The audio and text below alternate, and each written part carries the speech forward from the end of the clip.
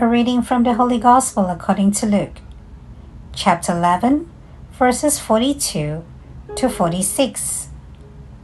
The passage is taken from the Message version of the Bible. I have had it with you.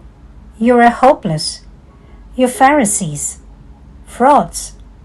You keep meticulous account books, tithing on every nickel and dime you get, but manage to find loopholes for getting around basic matters of justice and God's love. Careful bookkeeping is commendable, but the basics are required. You are hopeless. You Pharisees, frauds. You love sitting at the head table at church dinners, love preening yourselves in the radiance of public flattery. Frauds. You're just like unmarked graves.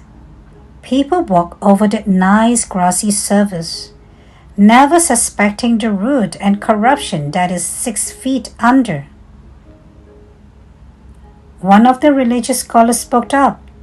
Teacher, do you realize that in saying these things, you're insulting us? He said, yes. And I can be even more explicit. You are hopeless. You're religious scholars. You load people down with rules and regulations, nearly breaking their backs, but never lift even a finger to help. The Gospel of the Lord. Good morning. I am Father Joseph Matthew, and this is Coffee with God.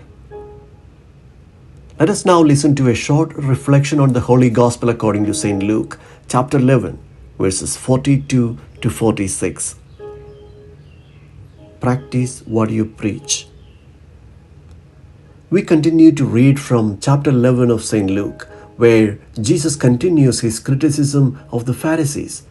The Pharisees emphasized the meticulous observance of the law of Moses and believed that following the numerous traditions accumulated over the centuries was essential for a devout Jew. Jesus expressed frustration and strong disapproval towards religious leaders who were teaching a distorted catechism and misinterpreting the true nature of God to their followers. These leaders emphasized the importance of adhering to religious rituals, observing the Sabbath, and tithing as a means to appease God and avoid punishment, rather than focusing on the core principles of love, compassion, and justice that Jesus preached. This sounds familiar even in our own times as well. Even today, some people believe in a punishing God. Many people hold on to the observance of the traditions and rituals as a crucial part of their lives in the church. Some leaders have even been more anxious about preserving traditions and rituals than leading people to a more profound love of Christ and one another. Religious traditions and rituals should not be at the expense of the greatest commandment of Jesus, love of God and love of neighbor. Jesus condemns the Pharisees' desire for attention and power. Even now, some church leaders anticipate receiving the same level of respect. However, we should never forget that a habit alone does not make the monk. A Roman collar alone does not make a priest, and the mitre a bishop. In the rite of ordination to diaconate, the bishop would give an all-important instruction to the one ordained as deacon.